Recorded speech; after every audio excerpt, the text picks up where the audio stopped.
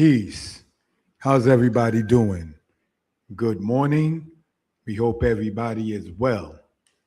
This may be for some an unusual timing, a quarter to 7 a.m. Eastern Standard Time on a said quote unquote Friday, if we will. And this is for some an unusual topic, brothers and sisters, called Yes, She Is Entitled. Now, what do we mean by that in that particular case? As I sit there and change, if we will, the banner on this. We hope that everybody is well, family. And the she I'm talking about can be anybody. But in this particular case, but not limited to, I'm speaking in regards with my little princess, my little one. But that can be your mom, that can be your daughter, that can be your niece, that can be your cousin, that can be your aunt. Now, she being entitled does not mean that whoever he may be is not entitled. So, being that the conversation stemmed from a matter of fathers and daughters, is why we see here she is entitled. Now, many times when people speak about people being entitled, they're talking about people who are pompous, arrogant, disrespectful, want people to kowtow to them. But of course, in using understanding, that is not what or who one is addressing when saying one is entitled in this particular case. I am open to constructive criticism, and I'll be the first to say I don't know everything, and please put me on. Now, when you are on, say, social media, you're almost open to anything that somebody may say. And it's up to you whether you entertain it or not. You understand? Online or offline, they're energy vampires. So you pick your arguments that you care to sit there and address. That is, in truth, up to you.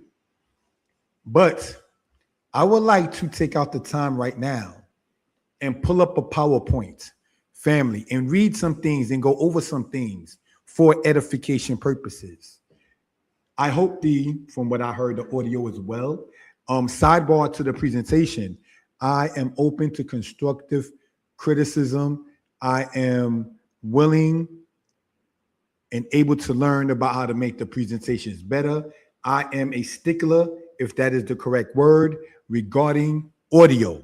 I take audio to be extremely serious regarding these videos. All right. You might hear me say, oh, if you hear me well, press this, or so forth and so on. All right. So let's look, family, in this particular case. Thank you for that. All right. We have the share screen, if we will, right? I'm going to pull this up this way. All righty. Thank you for that. And let us get into this. Click to add title. All right. Welcome to Danitepublications. Subscribe, as in subscribe to the channel. Okay. We can be not reached, sorry, at 908-587-4841. All righty, thank you for that. In that particular case, we have here a statement. Yes, my child is entitled and obligated. So let's look at the definitions of entitled and obligated. It says entitled, believing oneself to be inherently deserving of privileges or special treatment. Now, what is wrong with that when you think about it? Should we believe that we are not deserving of privileges? Is that not in part what they try to say to black people when we start talking about reparations? Can you even prove you was a slave? Can you even prove that was you and your people? You understand? Is that not what they say to people who, whoever you may be, who are hated upon? You feel you're entitled to some things. Maybe the person saying it about the other feeling entitled don't feel that one should be entitled to being deserving of privileges or special treatment. Some time ago, I did presentations about, they said stepfather, you understand, and raising a voice up to the stepchild. And the mother in the video was saying, don't talk to my child like that. Now, many people were saying, oh my gosh, she should just stand by her man, and the child was rude. But in the video, the child wasn't even being shown being rude. I'm not saying there are not cases where children are not rude, but in that particular video, the child was not shown being rude. And what I was attempting to convey is that it makes no sense to raise your voice, to yell, to run your pressure up, black man and woman. You understand? For those who do know, a brother was hospitalized this year, and the amount of people that was in that room that was talking about my pressure, my blood pressure, take this losartan, my blood pressure. Most of them are black and Hispanics. I'm not saying other races don't have it, but brothers and sisters, when we have a people that feel that even in chastening children, you can yell and raise up your pressure, who's going to see you in the hospital? It's not the people clapping for you that say, yeah, you should run your pressure up and get hoarse. That's what I was attempting to convey. But see, let's look at that and how that connects to this. It says entitled, believing oneself to be inherently deserving of privileges. But when you didn't give the children any privileges to take away, you disobedient, you don't get your toys, you disobedient, some parents sit there and take the TV away or whatever you use as a form of entertainment away. But because in many cases, parents don't provide that, they can just sit there and get frustrated and lash out verbally or otherwise, because you can't take nothing away that you did not give. Because you feel the child is not per se entitled, you didn't sit there and give the child anything. That is something that on this kind of publication that we care to bring out for reference purposes. You understand? So now let's look at this here, family. In this here, entitled, believing oneself. I thought we were supposed to believe in ourselves. Okay, we put the comma there. Believing oneself to be inherently deserving of privileges. Yes, we are the chosen people. But the people who don't want you to think or understand you as the chosen people will tell you that you feel entitled. But I thought we were the chosen people. I thought we the ones, black people, who built the whole world. So shouldn't we get any residuals for what we did as a people? See where we're going? See why we're the bottom of everything? Because we don't even feel that our children are entitled. We don't even feel our parents are entitled. Somebody told me when my child turned 18, I'm not obligated to have to sit there and take care of her as I was before. That's crazy. Keep on listening to these people, like it says in Ezekiel, for those into the Bible, your prophets are like foxes in ruins. That sly animal got caught up and entangled because you don't want to feel entitled, and that's a problem. So now, while feeling inherently as a chosen people, as a special people, as not to be low budget mentally, spiritually, physically. I had a conversation with a beautiful relative of mine. And this relative of mine hit me with something that I did not think of before. All right. Recently, there was a thing about bonnets and do-rags, right, inside of the university. And people were saying no to each of that, right? And I was sitting there like, okay, I agree with, the stance that, Mr. Brown from Tuskegee University has. You understand? And I'm like, okay, cool, But I was saying, not trying to be argumentative, what happens if somebody has a bad hair day? And this relative of mine said, if you having a bad hair day, then put on a sports cap or a hat. And I was like, you know what? That's deep. I never thought about it like that. You don't have to put the bonnet on because you haven't, as said, a bad hair day. There's other things that you can use. And my relative kept on saying, listen, the bonnet is part of the pajamas, which is made for sleeping in. It's not made to be going out here and there. It's made for the house, for the bed, when you're resting, napping, and so on. To keep you, if anything, from having a bad hair day, to keep your hair in order. I'm like, I concur. I had to acquiesce. See, it's not just about being right all the time. And let me get deeper and let me sit there and try to show this person off. No, learn, be teachable. You understand? Now let's look up the definition as we see here of obligated, because I said, yes, my child is entitled and obligated. Require or compel someone to undertake a legal or moral duty. Now let's look at it from moral matter. What is the definition of morality?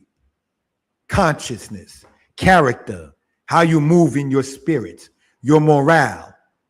How does your mind function on things? So we're going to, all right, look up the word moral, see what it says. Definition of moral. And here's what we see. Well, this one came into morality, but we want to look up morale and see what it says. Concern with the principles of right and wrong behavior and the goodness or badness of human character. Kind of, it looks like on the line I was saying, your character, how you move as a person, like right and wrong. You understand? So if we are taking morale in that particular case, in your morality, that which you understand to be right from wrong, and obligated means require or compel someone to undertake a legal or right or wrong matter, a legal or character matter, a legal or standard matter of mental understanding. That's what morale and morality is. So as I was saying, regarding, say, my princess and her being entitled, yes, she's also obligated. It's not just gimme, I'm entitled. That's not entitlement. That's called selfishness. That's called I take and give nothing. That's called you owe me and I don't see you until next time. That's called I remember the Cash App and Zelle you used to do, but I do nothing for you. That's called you used to put me in Lyft and Ubers and I do nothing for you. That's what that is. That's called taking and not reciprocating. That's not entitled. Because you know you don't deserve that. So now when one is saying in this particular case that one's child is entitled, yes, and also obligated, that same person who is said to be entitled has to be taught what to be obligated to and what are you required to do. What are you compelled to do? Because someone did good for you, you must reciprocate that. It's not just take. Let's look at how a conversation went. Thank you for that, family, regarding this. Now, this is me in this first part. I call and have called my daughter a princess. I also tell her she is entitled to love, trust, and respect, and that as much as she is entitled, she is obligated to give the same love, trust, and respect. That's my statement. Some people agreed with it, and we're going to see from a comment where obviously someone did not agree with it. Here's what somebody else said, not to blow anybody's name up or so. Love is conditional. Trust and respect are earned. No one is entitled to those things. Then I put whoever said that. So let's look at this family, black man, woman, and child in particular, because you know only Negroes sit there and try to say love is conditional. Catch me when you can. I'm busy. You know what I'm saying? We're the only people who make ourselves busy against and for us. Well, no. We don't think we are entitled.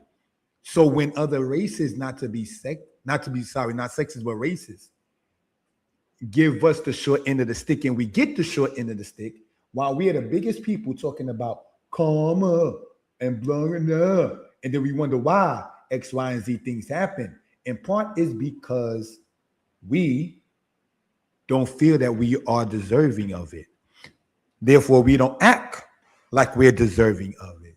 So we say idiotic things when somebody, whoever the person is talking about teaching their daughter, making one daughter's compelled and required to be obligated of the same. The response was love is conditional. So then my statement back was this: that is not how I was raised. No, pardon me. I said, well, I wasn't raised like that. I was said that after that.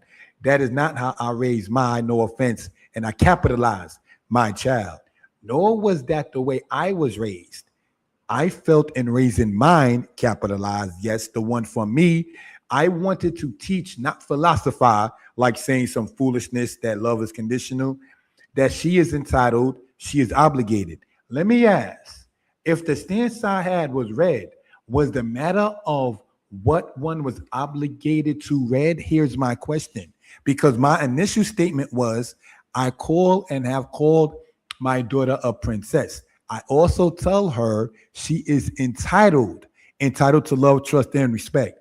And that as much as she is entitled, she is obligated. See, when a person left a response, there was nothing about what one is obligated to. Negro, this is why we don't feel that we are deserving, because we don't ever intend to give it. We don't ever intend to show it. So it's easy to sit there in American society or anywhere else when you find videos talking, no offense intended, the 10 places where black people are treated the worst, because the world knows that we don't feel entitled and obligated to each other. So that's why we don't get it. It's not because of the color of your skin, because they want your melanin. They pay for it. They want your lips. They put that stuff in their behind.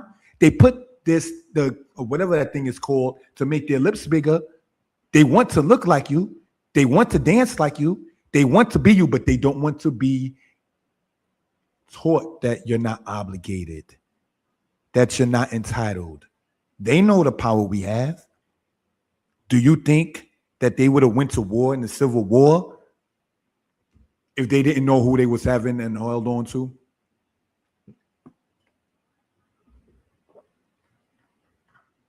They knew who they had, and they were not trying to sit there and let that go. So the first statement you see there, I like to emphasize and get into this a little deeper. I call and have called my daughter a princess, which some people may feel, okay, whatever. I have personally on my Facebook a moniker, if you want to use that term, where part of my name on it is historian. And some people had it where you put the word historian there. So if I were to put something like, I don't know, Slim Thug, sounding ignorant, if I would have put Trick Daddy, would that have been more acceptable? To be a trick? To be a thug in name? Like some brothers online do? Would that have been more acceptable? Pookie and Ray Ray then say historian. Because what you didn't know, not that to get too personal, the name historian I used on my Facebook was said to me that from my princess, like, oh, you want to talk about history, you should put historian in your name. But some people actually had a problem with it. That's your problem.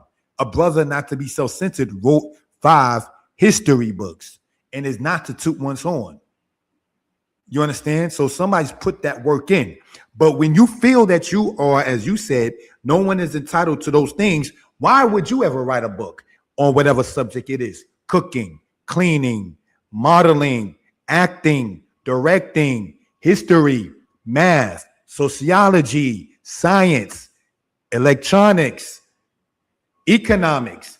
Whatever you have a passion and knowledge on, a person who feels they're not entitled will never exemplify that love in showing it to a brother or sister, because they feel that brother or sister ain't worth shit and therefore not worthy to even sit there and be taught. This is how deep this kind of mindset goes. When you find little princesses with daddy issues, it is the daddy's fault. I remember somebody sat there and asked, well, if there's something going on between you and your little princess, does it have anything to do with her mother? In my situation, no. Take the accountability. But that means that you have to feel obligated to even be accountable. You see, when you say ultimately that, as the person put there, no one is entitled to those things, you'll never take accountability because you don't feel respect is needed. Pookie, Ray Ray. So what we are going to do, brothers and sisters, is look up the word conditional. Because the person said, unless I already put it in here, did I? Yep, I did. Sorry about that. Subject to one or more conditions or requirements being met, made or granted on certain terms. Now, the thing online that I'm talking about here was talking about parents and their daughters. And then somebody wanted to put that love is conditional. So if the word conditional means subject to one or more conditions or requirements, what does the daughter have to do that is required to get love if love is conditional? What requirements does that princess have to make or have met in order for her to get love? Niggas hate their kids. We're going to call it out just what it is. That's why. See, you didn't think that far, because when you have a limited mindset, when you okay being stuck in the room, when you okay not growing, when you're okay saying what someone else is not D-U-E, that is where a problem can come in that particular case. I ain't bleep, so why should I treat anybody else as if they're special? Like the women I'm talking about ever so often in the time with Solomon. It be neither mine nor hers. I ain't got no kids. Bleep that bleep word. You understand? I know of situations, not to get too personal, where people have invited me to events and didn't want me to bring my child. I want you to hear what I just said. We're not talking job meetings where a 15, 16-year-old might not be in that kind of social setting. We're talking family people. Well, you didn't tell them. So you would have been okay with me going to be around, quote, family, but not bring, quote, my side. So when you get blocked, then here's what it is. You understand? But this is the mindset that we're talking about when we feel that others are not entitled. You are entitled. And just as much as you are entitled, princess, prince, elder, you are also obligated. That is a 50-50. It is not just you as an entitled, you take the privileges and don't give nothing back. It is not a matter of you just accept and don't offer anything. And if you don't know what to offer, ask, what can you do to help? Say something to the effect, if you want to, let me know how I could be a help. I don't even know what to do, but listen, man, anything you need and mean it, just don't say it. Like, yo, let me know. That's the obligation part. You understand? And let's say using quote online for a moment, where this conversation stemmed from, right? Let's look at this. I stated as we begin to close this part out, I call and have called my daughter a princess. Some people may feel, oh, well, maybe she is, maybe she isn't, whatever. Why would you do that? I said I called mine. If you okay with me calling yours something different, or you call yours something different, that is on you. But I know what and who I call mine. I can be as very upset and will still call my child princess. And when I said that I wasn't raised like that, to not feel entitled and obligated, not to be too personal, I remember my mother, may she rest in peace, saying to me, you're too cute to be acting bad. You look too good to be acting incorrect. Your looks and your actions are not matching. You're too handsome to be acting a fool. And that's one of the things that stuck with me. Do you understand? So I'm saying, passing that kind of baton on.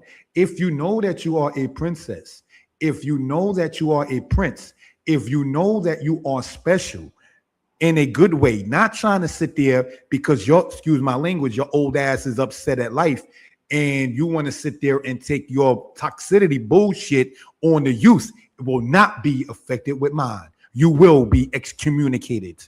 We have too many problems with, say, the Black community, between us as men and women, between us as elders and youth and elders and youth in themselves, to sit there and allow that to sit there and fester. Brothers and sisters. So some have told me, well, some of the things that your princess has said, not to get too personal or whatever, that's between you and her. Y'all got to talk that out. Just as much as when I remember speaking with my nephew, who happens to be in a different state than I live in. And he did something that was not respected in the family. And I gave my opinion upon it. Right? I had to sit there and let him know how I felt about, say, a matter, if you will. You understand? So when we begin to sit there and feel, Black men and women, about, oh, nobody is entitled to those things, that is no different than us, even as Michelle Obama said, we built the White House. So that means with that, nobody is entitled to those things, those privileges. You should have never had a Black president. You should have never had nobody in the White House with cornrows. You should have never had nobody in the White House with dreads. You should have never had a basketball court in the White House. Because no one's entitled to those things unless you know who did what when. So when I put as a response, that is not how I raised no offense, capital, my child, nor was that the way I was raised. And at the end of that part, I said, if the stance I had was read, was the matter of what one is obligated to read? Absolutely not. And if it was read, we don't know, because it was never addressed in a comment that said love is conditional. We already went over conditional. So that means that your child has to have conditional love in the post that we're talking about. But you expect to give a woman unconditional love, a job unconditional love. You go through mayhem and bullshit with a job and stress with a job and go there with a smile on your face for that check. You understand? But the child that you should be taking care of economically, socially, and mentally, and spiritually, you okay saying that love is conditional, nigga, you still a slave. Because I know brothers and sisters who go through all kinds of foolishness with a job, and some of them same ding dongs are the ones that will be clicking like and okay to saying love is conditional. Tell that to the person who you don't know who signs the check about that. You're behind kisser. You understand? So when you say trust and respect are earned, that's why in part we are so behind as a people, because we're waiting for people to kiss our spiritual behind in order to sit there and say, now I give it to you. The world is not based on that. The world is not based on, you got to meet up to my standard. See, whether you start a person with 100 or 0, he or she is going to show his or her truth. It doesn't matter where they start on your pole. You understand? And that's where that is with that. If the person is fake, it will show. But when you say, and not to be disrespectful, no one is entitled to those things. No one is entitled to love, trust, and respect. Sisters, this is from a male who said that. Be careful with Pookie and Ray Ray. Stop, and I excuse my raw language. Like what Lauryn Hill said, you'll find yourself niggas fucking up and you still defending them. Excuse me, I wanted to cite Lauryn Hill correctly. Stop having to put yourself in a position where you got to answer for the dumbass you had the baby with, who you settled down with, who you now entangled and entrapped with, who you can't sit there and see as a leader figure because it was about having fun. It wasn't about being serious. It wasn't about sitting up there and trying to rationalize and get things together. Everything was having a party. Everything was get our smoke and drink on. Everything was I want to watch the movies, as opposed to saying, not saying entertainment is bad, but instead of being focused, everything was black entertainment television. We must have a party. It was never let's learn. It was never let's sit there and gain understanding. I apologize for some of the language I used, but like inciting, not to shame the lady, like Lauryn Hill, I wanted to cite her correctly in that particular case and what she said in her album, which went diamond, by the way. You understand? Now, why do I mention that just right there? People were saying that, oh, well, yeah, if you look at Eminem and he went diamond this way and he went diamond that way, and you know your favorite artist may have not even gone diamond. My favorite rap artist is not a male. See, no sidebar. You may have thought that I was going to say Big Daddy Kane or Eric B and Rakim or Coogee Rap or Nas, who are some of my favorite artists. But my favorite is Lauryn Hill, who did go diamond. So when I said no, my favorite artist did go diamond, but that is not the reason why that person is my favorite artist. I like the music is why. Whether you went platinum, gold, or if you did not sit there and make the billboards whatsoever. If I'm a fan of liking your music, then so be it. Because one doesn't have to be an ass kisser and a clout chaser. Well, I like you because you sold. You got more money, so I like you. You a hoe in that particular case, male or female alike. You a gold digger. You liking somebody based upon that, which shows a character, and you just go with the money flow. We call that a gold digger. Male or female alike. You understand? So that is something, looking at it in that particular case, brothers and sisters, as we close out in this particular matter. All right? Again, I do not profess to know everything, and I am open to constructive criticism. Okay, family? We are going to, with the timing allotted, close out. Asking you to subscribe to the channel, to comment, to like, and to share, brothers and sisters. Thank you for that.